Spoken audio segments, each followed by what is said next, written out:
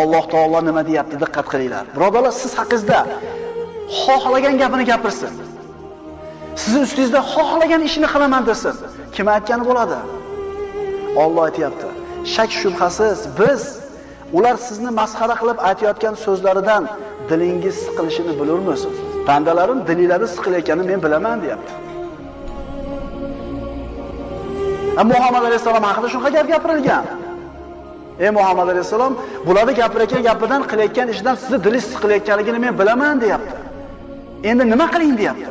Xuddi shularga o'xshab borib gap qaytaring, ularga shu o'zlariga yarasha ish qiling yoki shu fe'liga yarasha fe'l qiling dedimi? Nima deyapti?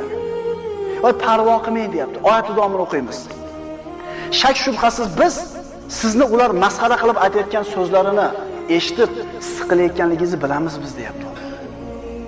Bas siz Parvardigoringizga hamda aytish bilan u zotni